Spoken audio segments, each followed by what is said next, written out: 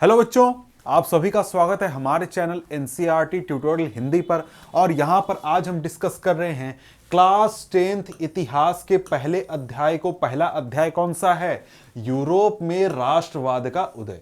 अब ये जो अध्याय है इससे जुड़े लगभग 80 प्रश्न यहां पर हम क्या करने वाले हैं, डिस्कस करने वाले हैं, यानी कि 80 महत्वपूर्ण एमसीक्यू को डिस्कस करेंगे। अब इस अध्याय के ऊपर पहले से एक वीडियो मौजूद है, किस चीज का? एमसीक्यू का।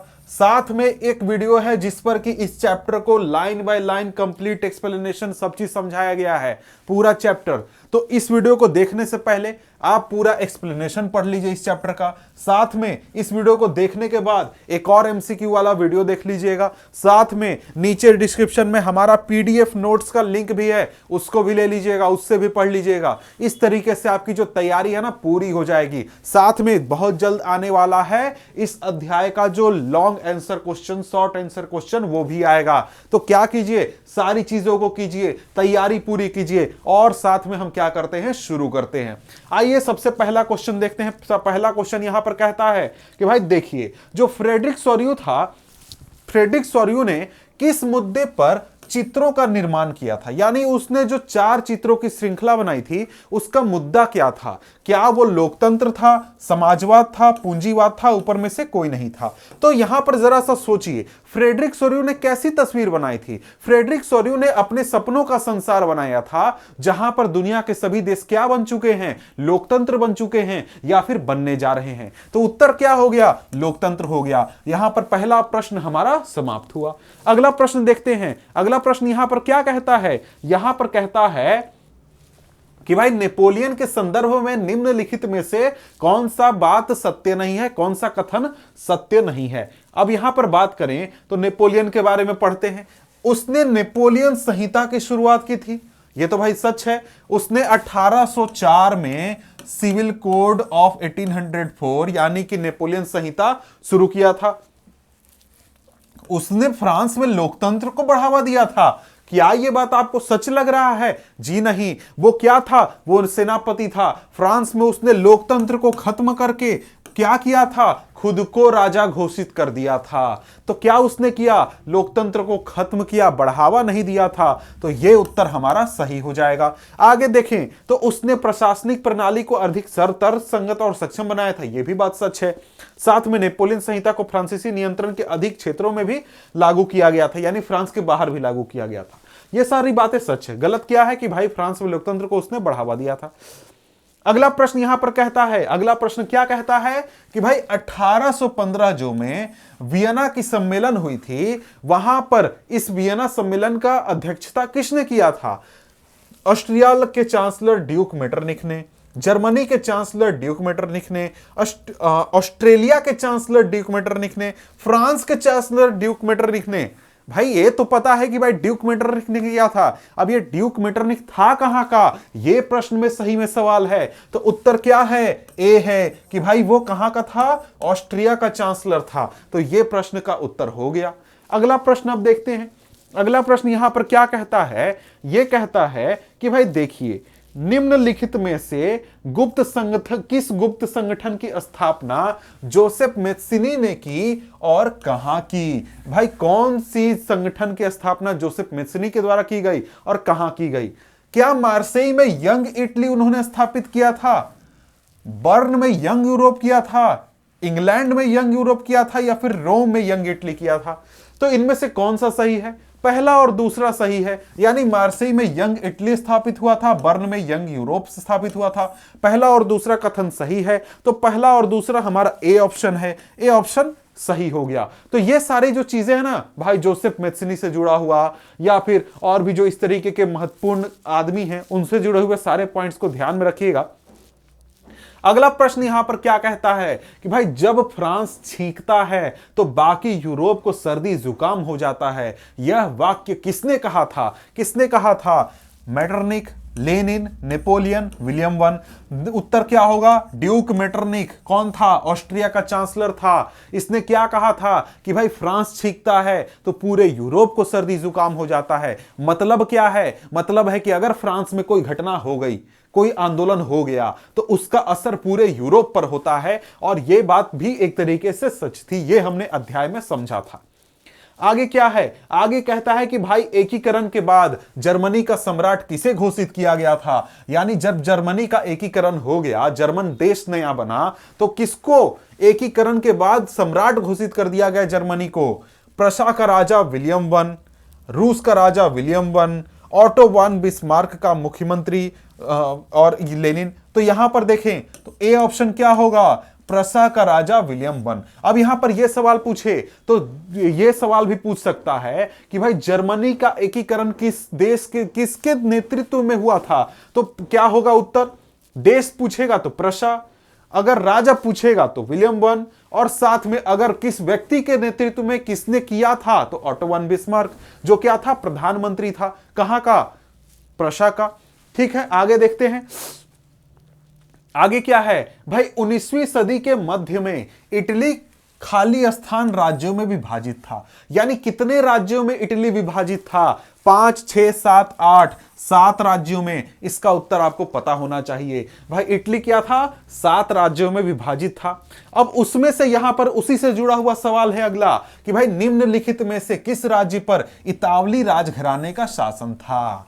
अब यहां पर एक चीज जो कि पिछले क्वेश्चन में ही थी कि भाई देखिए इटली 7 राज्यों में विभाजित था, उसमें से 6 जो राज्य थे, 6 इलाके थे, वहां पर इटली के मूल निवासियों का शासन नहीं था। वहां का जो राजा था वो इटली का मूल निवासी नहीं था, बल्कि बाहरी कोई शासन कर रहा था। सिर्फ एक राज्य था जहां पर इटली का राजघराना था, इटली का मूल निवासी शासन कर रहा था, और यह कौन सा राजघराना था? सार्डिनिया पिडमंट। सार्डिनिया पिडमंट उत्तर हो गया, सही बात है। अगला प्रश्न देखते हैं। अगला प्रश्न क्या कहता है कि भाई इटली के एकीकरण की प्रक्रिया का नेतृत्व खाली स्थान द्वारा किया गया था। किसके द्वारा किया गया था? तो भाई इटली के एकमात्र राजघराने द्वारा, जो कि इटालियन राजघराना है, यानी उसके राजा इटालियन है, इटली के हैं। तो कौन है? Sardinia Piedmont. सार्डिनिया पिडमोंट के नेतृत्व में क्या हुआ था? इटली का एकीकरण का प्रक्रिया को आगे बढ़ाया गया था या पूरा किया गया था। अगला प्रश्न कहता है भाई इंग्लैंड और खाली स्थान क्या किसके बीच में एक्ट ऑफ यूनियन से United kingdom of great Britain का गठन हुआ?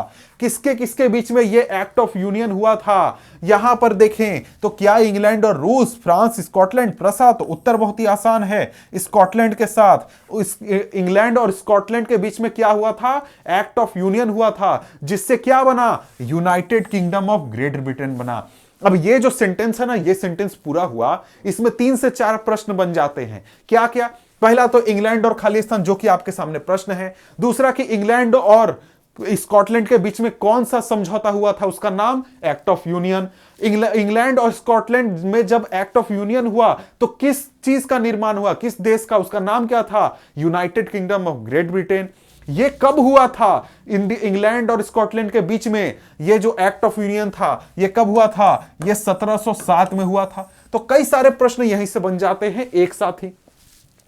आगे देखते हैं। आगे यहां पर बात किया जा रहा है अगला प्रश्न की भाई खाली स्थान। खाली स्थान एक नारी रूपक थी जिसने फ्रांस में जन राष्ट्र के विचार को रेखांकित किया। अब यहां पर रूपक वाला सवाल है, यानी रूपक से जुड़ा हुआ। सबसे पहले फ्रांस में क्या हुआ कि भाई फ्रांस के जो लोग थे उन्होंने क्या किया कि देश को एक नारी के रूप में दर्शाने की कोशिश की, ताकि लोगों के बीच में क्या किया जाए?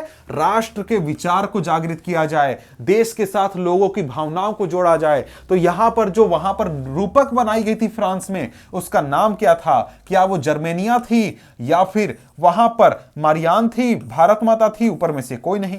भाई भारत माता तो इंडिया में है, तो ये ऑप्शन गलत हो गया। जर्मेनिया जर्मनी के लिए, मारियान कौन थी? मारियान फ्रांस की रूपक थी।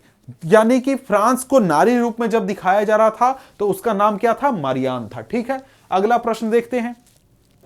अगला प्रश्न यहां पर कहता है कि भाई देखिए 1871 के बाद यूरोप में गंभीर राष्ट्रवादी तनाव का स्रोत खाली स्थान क्षेत्र था। भाई कौन था यूरोप में गंभीर राष्ट्रवादी तनाव के कारण का क्षेत्र, तो ये था बाल्कन क्षेत्र। अब बाल्कन क्षेत्र की क्या परेशानी थी ये तो आपको पता होगा।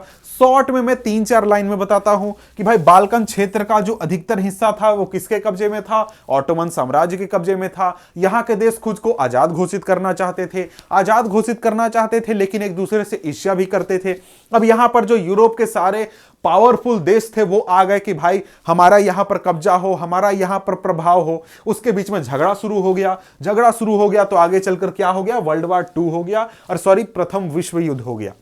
अगला प्रश्न क्या कहता है? अगला प्रश्न कहता है कि भाई 19वीं शताब्दी में खाली स्थान एक ताकत के रूप में उभरा जिसने यूरोप में राजनीतिक और भौतिक विश्व में आमूल परिवर्तन कर दिया। यानी यहां पर कौन सा चीज है जो कि ताकत के रूप में उभरा जिसकी वजह से यूरोप में राजनीतिक और भौतिक परिवर्तन हो गया?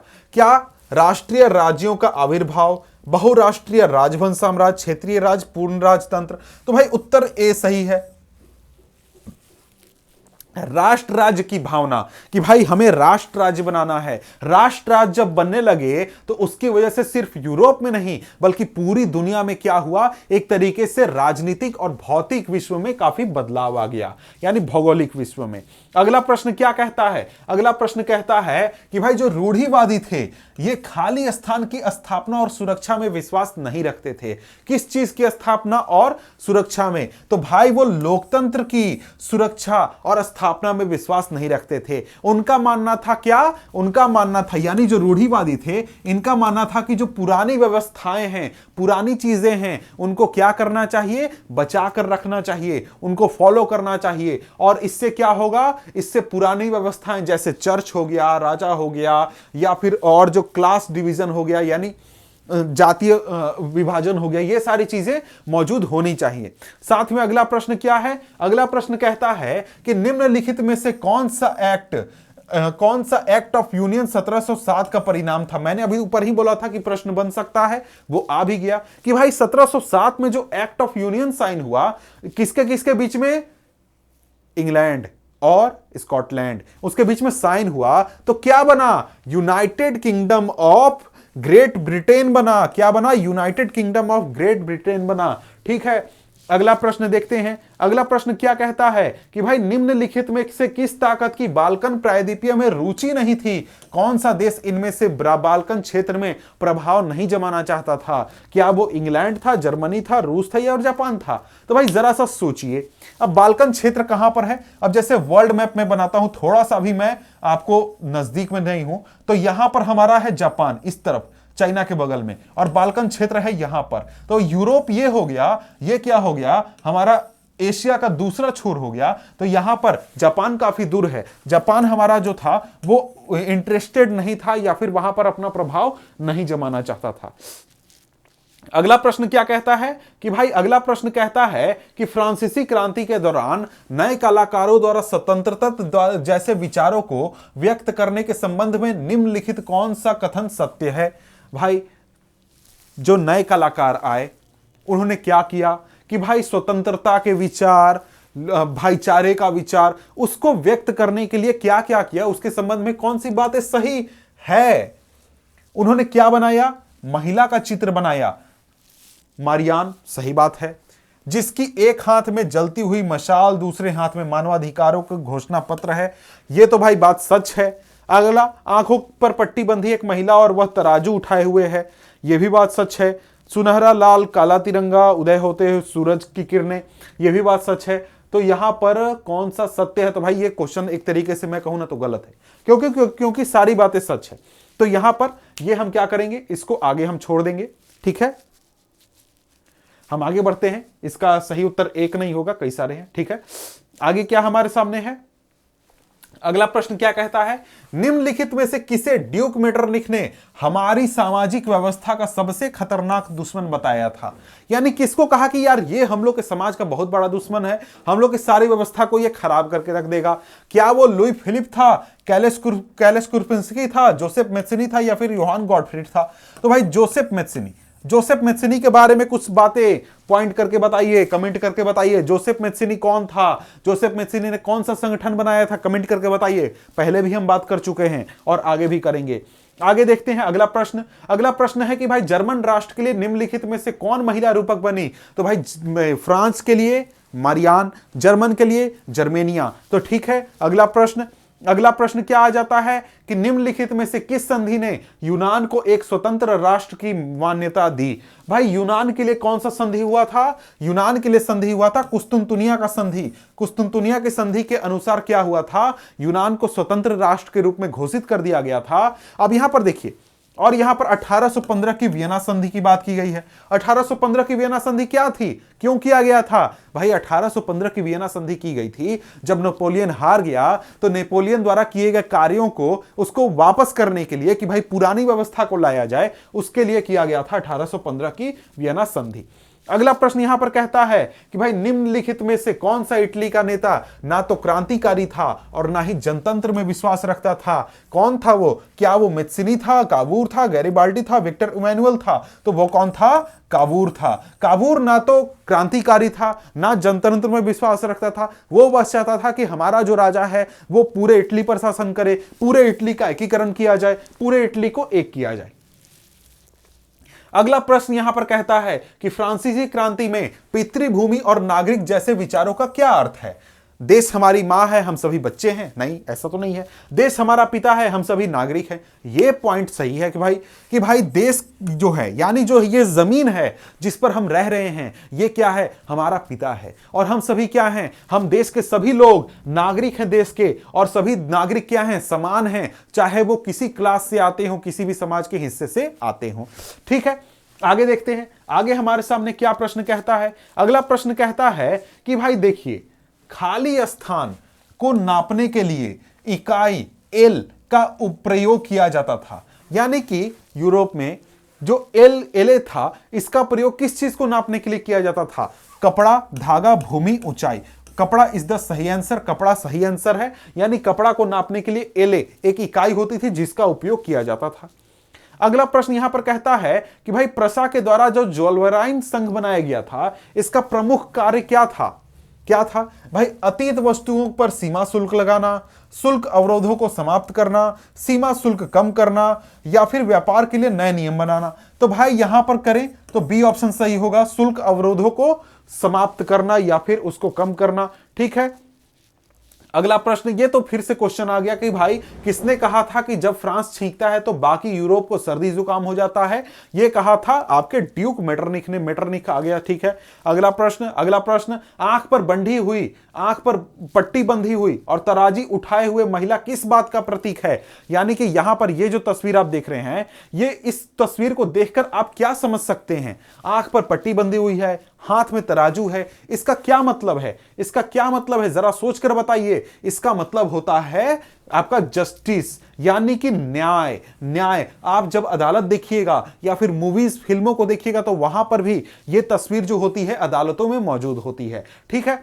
आगे देखते हैं अगला क्या प्रश्न है। अगला प्रश्न यहां पर कहता है कि एक्ट ऑफ यूनियन के संबंध में निम्नलिखित में से कौन सा सत्य नहीं है? भाई इस पर 1707 में हस्ताक्षर हुए। भी हाँ, सही बात है कि 1707 में एक्ट ऑफ यूनियन आया था। इसका गठन इंग्लैंड और स्कॉटलैंड के बीच में हुआ था। यह भी बात सच है कि स्कॉटलैंड और इंग्लैंड के बीच में क्या हुआ था? गठन हुआ था। इसके परिणाम स्वरूप United kingdom of great Britain का गठन हुआ। यह भी बात सच है कि United kingdom of great Britain का गठन हुआ था। इसके परिणाम स्वरूप स्कॉटलैंड में लोकतंत्र की स्थापना हुई। भाई ये तो बात गलत है, लोकतंत्र तो नहीं आया था इस यूनियन के चलते, या फिर इस एक तरीके से जो हुआ था साइन दो देशों के बीच में। अगला क्या प्रश्न है, निम्नलिखित में से किसे एकीकृत इटली का प्रथम शासक घोषित किया गया? यानी कि जब इटली का एकीकरण हो गया तब किसे प्रथम शासक घोषित किया गया? तो उत्तर क्या है? विक्टर इमैनुअल द्वितीय। कब हुआ था इसका राज तिलक? इसका राज तिलक हुआ था 1861 में। यानी 1861 में इसको एकीकृत इटली का राजा घोषित किया गया था। किसको? विक्टर इमैनुअल द्वितीय को। ठीक है, अगला प्रश्न देखते हैं। अगला प्रश्न यहां पर क्या कहता है कि भाई देखिए 19वीं शताब्दी में यूरोप के लोगों के लिए दिए गए बिंदुओं में से कौन सा शब्द उदार राष्ट्रवाद को परिभाषित नहीं करता है? देखिए हमेशा जब भी प्रश्न हो ना तो प्रश्न को सही पढ़िए। क्यों? क्योंकि आप एक वर्ड ध्यान नहीं दीजिएगा, आपका पूरा प्रश्न गलत हो जाएगा और आपका उत्तर भी आप गलत दे दीजिएगा। ठीक है, तो प्रश्न क्या कहता है, परिभाषित नहीं करता है कि भाई कानून के समक्ष व्यक्ति और समानता की स्वतंत्रता, ये तो बात सही है भैया। सरकार की सहमति के लोगों के अधिकार, ये भी बात सही है। निरंकुशता और लिपिक विशेषाधिकारों का अंत भी, ये भी बात सच है कि निरंकुश शासन खत्म और विशेषाधिकार भी खत्म। साथ में सरकार ने निजी संपत्ति के अधिकार का उल्लंघन करने का अधिकार दिया, नहीं ये तो बात सच नहीं है। लोगों को क्या मिला था, निजी संपत्ति का अधिकार कि आप अपनी संपत्ति रख सकते हैं, आपकी संपत्ति को दूसरा कोई छीन नहीं सकता है, उसमें दखल नहीं दे सकता है। तो डी ऑप्शन क्या हो गया, सही हो गया, क्योंकि भाई उदार राष्ट्रवाद में ऐसी बात नहीं की गई थी। अगला प्रश्न क्या कहता है, अगला प्रश्न कहता है कि भाई जर्मनी को एकजुट करने में किसने अहम भूमिका निभाई, किसने अहम भूमिका निभाई थी जर्मनी को एकजुट करने में या फिर जर्मनी के एकीकरण में। तो भाई एकीकरण की बात करें तो भाई उत्तर आसानी से आप दे सकते हैं, कौन, ओटो वन बिस्मार्क था, जिसने क्या किया था, एकीकरण किया था जर्मनी का। यानी कि जो जर्मनी में कौन सा देश, जर्मनी में जो प्रशा था, प्रशा का ये क्या था, प्रधानमंत्री था। ठीक है, अगला देखते हैं, अगला प्रश्न क्या कहता है। अगला प्रश्न कहता है कि भाई निम्नलिखित में से किस देश को सभ्यता का पालना के रूप में जाना जाता है। तो यहां पर उत्तर क्या होगा, यूनान। यूनान को पूरे यूरोप के सभ्यता का पालना के रूप में जाना जाता है कि भाई यूरोप में जो भी सभ्यता है वो कहां से शुरू हुई, यूनान से शुरू हुई। अगला क्या प्रश्न कहता है, अगला प्रश्न यहां पर कहता है कि भाई निम्नलिखित में से किसने 1815 में वियतनाम के सम्मेलन की मेजबानी की थी। अब यहां पर देखिए प्रश्न यहां गलत हो गया है, यहां क्या होगा, वियना होगा, वियना के सम्मेलन की मेजबानी की थी। तो यहां पर यह मेजबानी किया गया था आपके ड्यूक मेटरनिख के द्वारा, जो कौन था, ऑस्ट्रिया का चांसलर था। ठीक है, अगला प्रश्न देखते हैं। अगला प्रश्न यहां पर कहता है कि भाई 1848 यूरोप में निम्नलिखित में से किसके विरोध कलाकारों, औद्योगिक मजदूरों और किसानों ने विरोध किया था, विद्रोह किया था, किसके खिलाफ किया था। तो यह विद्रोह हुआ था आपका आर्थिक कठिनाई के खिलाफ, राजनीतिक अस्थिरता, राजतंत्र या फिर क्रांतिकारी युद्ध। तो भाई क्या होगा, राजतंत्र इज द सही आंसर। यानी कि उनकी परेशानी एक तरीके से क्या थी कि भाई आर्थिक कठिनाई है, बहुत तकलीफ है, लेकिन उन्होंने टारगेट किसको किया, राजा को किया कि भाई हटाओ इसको, हटाओ हटाओ हटाओ, राजा को हटाओ। तो भाई राजतंत्र के खिलाफ उन्होंने विद्रोह किया था या फिर उसको हटा गया था, राजतंत्र के निरंकुश शासन के खिलाफ। ठीक है, अगला प्रश्न क्या कहता है, अगला प्रश्न कहता है कि भाई निम्नलिखित में से उस फ्रांसीसी कलाकार को पहचाने जिसने 4 चित्रों की एक श्रृंखला बनाई। आप ऐसे ही आंसर दे सकते हैं, जिसमें उसने अपने सपनों का संसार रचा था। उत्तर क्या होगा, उत्तर होगा फ्रेडरिक सोरियो। आसानी से भाई फ्रांसीसी कलाकार, 4 चित्र, श्रृंखला, ऐसा ही आंसर है, कौन, फ्रेडरिक सोरियो। अगला प्रश्न देखते हैं, अगला प्रश्न कहता है 1871 के बाद यूरोप में राष्ट्रवादी तनाव का एक गंभीर स्रोत था, कौन था, भाई बाल्कन क्षेत्र था। यह तो बार बार आप देख रहे हैं। अगला प्रश्न, वोल्फ टोन और उसकी यूनाइटेड आयरिशमैन की अगुवाई में हुए असफल विद्रोह के बाद 1801 में खाली स्थान को बलपूर्वक यूनाइटेड किंगडम में शामिल कर लिया गया। किसको द्वारा किया गया था, अब यहां पर नामे देखिए तो नाम क्या है, यूनाइटेड आयरिशमैन, आयरिशमैन। तो आयरिश से क्या आ गया, आयरलैंड आ गया, आयरलैंड को शामिल कर लिया गया था बलपूर्वक, किसमें, यूनाइटेड किंगडम में, कब, 1801 में। ठीक है, अगला देखते हैं क्वेश्चन। अगला क्वेश्चन कहता है खाली स्थान से जुड़कर राष्ट्रवाद 1914 में यूरोप को महाविपदा की ओर ले गया। किस चीज के कारण, तो भाई अगर हम देखें तो राष्ट्रवाद के साथ क्या जुड़ गया था, राष्ट्रवाद के साथ जुड़ गया था साम्राज्यवाद। हर देश क्या चाहता था, अपना साम्राज्य बनाना चाहता था, अपने देश से बाहर निकलकर बाहर के इलाकों को कब्जा करना चाहता था। इसकी वजह से क्या हुआ, आपका साम्राज्यवाद और राष्ट्रवाद दोनों जब मिल गए तो क्या हो गया, 1914 में यूरोप में आपका महाविपदा आया, क्या, प्रथम विश्व युद्ध। और प्रथम विश्व युद्ध की शुरुआत का एक प्रमुख कारण क्या था, बाल्कन क्षेत्र। ठीक है, अगला प्रश्न क्या कहता है, मारियान खाली स्थान गणराज्य का प्रतिनिधित्व करती है। तो भाई कौन से राज्य, यहां पर फ्रांस गणराज्य का प्रतिनिधित्व करती है। ठीक है, अगला प्रश्न देखते हैं, अगला प्रश्न क्या कहता है? अगला प्रश्न कहता है कि भाई 1832 की कुस्तुनतुनिया की संधि ने किस देश को स्वतंत्र राष्ट्र की मान्यता दी? यह प्रश्न आप पहले भी देख चुके हैं, लेकिन दूसरे रूप में देख चुके हैं। इसका क्या उत्तर होगा? इसका उत्तर होगा यूनान। यूनान क्या हुआ था? 1832 में आजाद हुआ था। कि कब? जब कुस्तुनतुनिया की संधि साइन हुई थी। किसके किसके बीच में? तो भाई एक तरीके से जो आंदोलनकारी थे और जो जिसका कब्जा था, यानी कि जो आपका कौन सा देश था?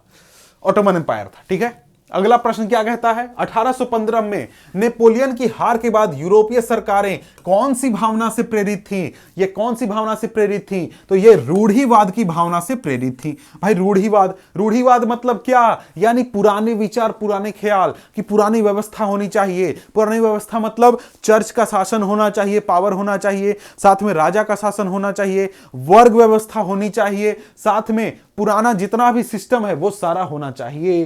ठीक है, अगला प्रश्न क्या कहता है? अगला प्रश्न कहता है कि भाई निम्नलिखित में से कौन सा विकल्प 19वीं सदी यूरोप के उदारवाद राष्ट्रवाद के विचार को सबसे बेहतर प्रकट करता है?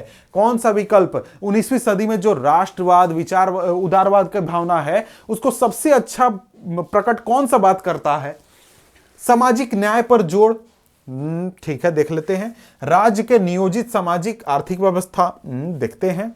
व्यक्ति के लिए आजादी और कानून के समझ, सबकी बराबरी, राज्य उन्मूलन, राष्ट्रवाद का प्रभुत्व। तो यहां पर देखिए, जब आप उदारवादी राष्ट्रवाद की बात करते हैं तो इसका सबसे ज्यादा फोकस किस बात पर होता है? व्यक्ति के लिए आजादी और कानून के समक्ष सबकी बराबरी। यह सबसे अच्छी सी इस बात को, इस भावना को प्रेरित करता है, प्रकट करता है। ठीक है, अगला प्रश्न देखते हैं। अगला प्रश्न क्या कहता है? अगला प्रश्न कहता है कि निम्नलिखित में से किस नेता ने यंग इटली नामक सोसाइटी का गठन किया? यंग इटली किसने गठन किया था? तो आसानी से आप बता सकते हैं, जोसेफ मैत्सिनी ने। अगला प्रश्न देखते हैं। अगला प्रश्न, टाइड किस प्रकार का कर था? तो भाई टाइड एक तरीके का क्या था? धार्मिक कर था। यह किसके द्वारा लिया जाता था? चर्च के द्वारा। कितना होता था? वो 1/10वां हिस्सा जो कि उपज का होता था। ठीक है, अगला प्रश्न, अगला प्रश्न यहां पर है, द्वितीय स्टेट किसे कहते थे? यानी द्वितीय स्टेट में कौन लोग आते थे? फ्रांस के द्वितीय स्टेट की बात हो रही है। तो यहां पर क्या पादरी वर्ग आते थे? कुलीन वर्ग, किसान, मजदूर कौन आता था? तो भाई कुलीन वर्ग के लोग आते थे। किसमें? द्वितीय स्टेट में। प्रथम स्टेट में कौन आता था? पादरी वर्ग के लोग आते थे। निरंकुशवाद से क्या तात्पर्य है? निरंकुशवाद का क्या मतलब होता है? निरंकुशवाद का मतलब होता है ऐसी सरकार जो कि निरंकुश हो। निरंकुश होने का क्या मतलब है? निरंकुश होने का मतलब है कि भाई मेरा जो मन करेगा हम वही करेंगे, तुमको बोलना है बोलो, बाकी जनता किसी को कुछ बोलना है बोलो। मेरे को मन किया कि तुमको आज फांसी देंगे तो आज दे देंगे, आज उसको इनाम मिल जाएगा तो इनाम मिल जाएगा। किसी का कोई कंट्रोल नहीं है मेरे ऊपर, मैं अपनी मर्जी से बिना सोच समझ के जैसे मन कर रहा हूं वैसे शासन कर रहा हूं। तो निरंकुश का यही मतलब होता है। निरंकुशवाद का मतलब ऐसी सरकार जो कि निरंकुश हो। ठीक है, अगला प्रश्न, अगला प्रश्न कहता है फ्रेडरिक सोर्यू कौन था? भैया फ्रेडरिक सोर्यू का क्वेश्चन तो आप लोग को ऐसे ही बोलना चाहिए, ऐसे ही। भाई फ्रांसीसी चित्रकार था। आगे बढ़ते हैं। अगला प्रश्न क्या कहता है? अगला प्रश्न कहता है कि भाई फ्रांस की क्रांति में किस वर्ग की मुख्य भूमिका थी? कुलीन वर्ग, पादरी वर्ग, मजदूर वर्ग, मध्यम वर्ग। तो बात करें तो मध्यम वर्ग की भूमिका मुख्य थी, क्योंकि जितने भी विचार थे उदारवाद के और भी तरीके के विचार, आंदोलन का नेतृत्व करना सारी किसके द्वारा किया गया था? मध्यम वर्ग के द्वारा किया गया था। ऐसे अगर बात करें तो मजदूर वर्ग ने भी पार्टिसिपेट किया था, भाग लिया था, लेकिन जो सबसे ज्यादा प्रभाव था मध्यम वर्ग का था। वियना की संधि कब हुई थी? भाई वियना की संधि 1815 में हुई थी। ठीक है, अगला प्रश्न देखें। अगला प्रश्न क्या है कि भाई वियना संधि का मुख्य उद्देश्य क्या था? वियना संधि का मुख्य उद्देश्य था कि भाई देखिए, क्या मेटरनिख को ऑस्ट्रिया की सत्ता सौंपना? ऐसा तो नहीं था कुछ। नेपोलियन बोनापार्ट को फांसी देना? ऐसा कुछ नहीं हुआ था। उन सारे बदलावों को खत्म करना जो नेपोलियन युद्ध के दौरान हुए थे। जी हां, कि भाई नेपोलियन ने क्या किया था? बहुत सारे इलाकों को कब्जा कर लिया, वहां पर बहुत सारे बदलाव कर दिए, बहुत सारी व्यवस्था में सुधार किया, बहुत सारी चीजें की। तो उन सभी चीजों को खत्म करना, पुरानी जो व्यवस्था थी, पुराने जो राजवंश थे उनको वापस से लाना, क्या था? वियना संधि का मुख्य उद्देश्य था। अगला प्रश्न यहां पर कहता है कल्पनादर्श का शाब्दिक अर्थ क्या है? जो कल्पनादर्श शब्द है इसका मतलब क्या होता है? इसका मतलब होता है कि भाई काल्पनिक समाज जो इतना आदर्श है कि उसका साकार होना लगभग असंभव है। पहले ही में हमको आंसर मिल गया कि भाई देखिए, कल्पनादर्श का मतलब होता है कि हम लोगों ने ऐसा समाज की कल्पना किया जिसको रियलिटी में होना पॉसिबल ही नहीं है, इतना वो अच्छा है। जैसे हर आदमी के पास कल से फरारी, जैसे मैं अगर प्रधानमंत्री बनूंगा तो मैं हर घर में हर आदमी को एक एक फरारी दे दूंगा। तो क्या ऐसा हो सकता है? नहीं हो सकता है। तो यही होता है कल्पना दर्श का मतलब। ठीक है, समझ गए? तो अब हम अगला प्रश्न देखते हैं। अगला प्रश्न क्या कहता है, जरा सा देख लेते हैं। अगला प्रश्न हमारे सामने है, ये कहता है कि भाई अर्नस्ट रेनन कौन था? तो भाई अर्नस्ट रेनन कौन था भाई? ये जरा सा देखिए, तो ये कौन था? फ्रांसीसी दार्शनिक था। ठीक है, तो यह हो गया हमारा। अगला प्रश्न, भाई टाइल क्या है? टाइल एक तरीके से कर है, टैक्स है। कौन सा कर? भूमि कर। यानी कि भूमि कर कौन किसके द्वारा लिया जाता था? सरकार के द्वारा लिया जाता था। ठीक है, अगला प्रश्न देखते हैं। अगला प्रश्न यहां पर कि भाई देखिए, यहां पर अगर बात करें तो फ्रांसीसी क्रांति के दौरान कलाकारों ने स्वतंत्रता, न्याय, गणतंत्र जैसे विचारों को व्यक्त करने के लिए नारी रूप का प्रयोग किया। इस नारी रूपक का क्या नाम था? तो उस नारी का रूपक का नाम था मरियान। फ्रांस की नारी रूपक कौन थी? मरियान थी। जर्मनी की जर्मेनिया थी। यूनियन जैक क्या है? यूनियन जैक आपका है ब्रिटेन का झंडा। ठीक है, अगला प्रश्न देखते हैं। अगला प्रश्न क्या कहता है? जोसेफ मैत्सिनी ने एकीकृत इतालवी गणराज्य के लिए एक सुविचार कार्यक्रम प्रस्तुत करने के लिए किस गुप्त संगठन का निर्माण किया था? तो भाई उसका गुप्त संगठन क्या था? यंग इटली था। क्या था? Young Italy. ठीक है, अगला प्रश्न देखते हैं। अगला प्रश्न, जर्मन का राष्ट्र रूपक क्या है? राष्ट्र रूपक कौन है जर्मन का? जर्मेनिया। ठीक है, अगला प्रश्न देखते हैं। अगला प्रश्न यहां पर कहते हैं, मोंटेस्क्यू ने किस सिद्धांत का प्रतिपादन किया? मोंटेस्क्यू ने कौन सा सिद्धांत था? शक्ति पृथक्करण और का सिद्धांत और अधिकार विभाजन का सिद्धांत। यह पहला आंसर हो जाएगा। अगला प्रश्न क्या कहता है? अगला प्रश्न कहता है कि भाई जर्मनी का एकीकरण में किस व्यक्ति ने सबसे बड़ा योगदान दिया? ऑटो वन बिस्मार्क ने। ठीक है, अगला प्रश्न, सामाजिक उपबंध नामक पुस्तक किसके द्वारा लिखा गया था या फिर लेखक कौन था? तो सामाजिक उपबंध लिखा गया था रूसो के द्वारा। ठीक है, अगला प्रश्न देखते हैं कि भाई इटली के एकीकरण में बहुत बड़ा योगदान किसका था? कैवूर का था, माउंट कैवूर का, या फिर मेजनी का था, जोसेफ मेजनी का, या फिर जोसेफ गेरिबाल्डी का था, या फिर सभी का था? तो उत्तर क्या हो जाएगा? सभी का था, क्योंकि सभी ने अपने तरीके से बहुत बड़ा योगदान दिया था। सभी लोगों का योगदान था इटली के एकीकरण में। अगला प्रश्न, ब्रिटेन के झंडे को क्या कहा जाता है? अभी तुरंत मैंने बताया कि ब्रिटेन के झंडे को यूनियन जैक कहा जाता है। ठीक है, अगला प्रश्न देखते हैं। इस आंदोलन ने तर्क, वितर्क और विज्ञान के महिमा मंडन की आलोचना की और उसकी जगह भावनाओं, अंतर्दृष्टि, रहस्यवादी भावनाओं पर जोर दिया। कौन से आंदोलन ने भैया? किस विचार ने? तो भाई ये कौन सा विचार था? रूमानीवाद। रूमानीवाद जो था उसमें क्या किया गया था कि भाई देश के प्रति भावना, लोगों को एक साथ लाना, लोगों के पुराने जो ख्याल थे, पुरानी गीतें जो थी, आपके जो फोक गीतें थी जो देश के अलग अलग हिस्सों में गाई जाती थी, उसको जमा किया जाता था। बहुत तरीके की चीजें थी। यानी ये क्या करता था? रहस्यवादी भावनाओं पर जोर देता था, ना कि साइंस पर, तर्क पे, लॉजिक पे, लोगों पे, तर्क वितर्क पे, इस पे नहीं जोर देता था। रूमानीवाद क्या था? आपका भावनाओं पर ज्यादा जोर देता था। अगला प्रश्न क्या है? ज़ोल्बेराइन किसका संघ था? यानी किस प्रकार का संघ था? क्या यह किसानों, विद्रोहियों, व्यापारियों का संघ था? नहीं, यह एक प्रकार का शुल्क संघ था। ज़ोल्बेराइन किसके द्वारा बनाया गया था? ज़ोल्बेराइन बनाया गया था प्रशा की एक तरीके से मेजबानी में, जिसमें कि ज्यादातर जर्मन स्टेट ने शामिल हुए थे। कब बना था? 1834 में बना था। ठीक है, अगला प्रश्न देखते हैं। ज़ोल्बेराइन द्वारा किया गया मुख्य कार्य क्या था? संघ ने शुल्क अवरोधों को समाप्त कर दिया, मुद्राओं की संख्या 2 कर दी जो जहां पर पहले 30 थी, रेलवे के जाल का विस्तार से एक राष्ट्रीय एकीकरण को बल बढ़ावा मिला। तो भैया सब किया था। जो संघ बना, ज़ोल्बेराइन संघ बना, उसने क्या किया? मुद्राओं की संख्या 2 कर दी पूरे जर्मन संघ के लिए, ज़ोल्बेराइन के में जितने भी देश थे। शुल्क अवरोधों को समाप्त कर दिया, रेलवे का विस्तार किया गया। तो सभी चीजें हुई थी, तो उपरोक्त सभी हमारा सही आंसर हो जाएगा डी। अगला प्रश्न क्या कहता है? अगला प्रश्न कहता है भाई उदारवाद का शाब्दिक अर्थ क्या है? उदारवाद का शाब्दिक अर्थ हम देखें तो यहां पर क्या हो जाएगा? स्वतंत्रता हो जाएगा। मताधिकार नहीं होगा, अच्छे विचार वाला नहीं होगा, दयालु नहीं होगा, स्वतंत्रता हो जाएगा। प्रथम स्टेट कौन थे? यानी कि प्रथम स्टेट जो थी यूरोप में या फिर फ्रांस में, यहां पर कौन लोग थे? पादरी लोग थे। ठीक है, अगला प्रश्न क्या कहता है? अगला प्रश्न कहता है कि निम्नलिखित में से किसे ड्यूक मेटरनिख ने हमारी सामाजिक व्यवस्था का सबसे खतरनाक दुश्मन बताया था? तो यहां पर बात करें तो यहां पर ऑप्शन रॉन्ग टाइप हो गया है भाई, यहां पर जसूर मशीन हो गया, ये हमारा गलत होगा। यहां पर क्या होगा? जोसेफ मैत्सिनी होगा। ठीक है, जोसेफ मेजनी। ठीक है, यहां पर ऑप्शन बहुत ही गलत टाइप है, इसको छोड़ ध्यान मत दीजिएगा। ठीक है, आगे बढ़ते हैं। अगला क्वेश्चन क्या कहता है? अगला क्वेश्चन कहता है भाई नारी रूपकों का आविष्कार कलाकारों ने कब किया था, यानी किस समय नारी रूपकों का यूज इस्तेमाल काफी ज्यादा बढ़ गया था यूरोप में। क्या वो 17वीं सदी थी, 18वीं सदी, 19वीं सदी, 20वीं सदी? उत्तर क्या होगा? 19वीं सदी में, 19वीं सदी में। अगला प्रश्न क्या कहता है? अगला प्रश्न कहता है कि भाई क्रांति के बाद नाप तोल की कौन सी प्रणाली लागू की गई, यानी जब क्रांति हो गया, एकीकरण हो गए सभी देशों के, तो वहां पर कौन सी व्यवस्था लागू की गई?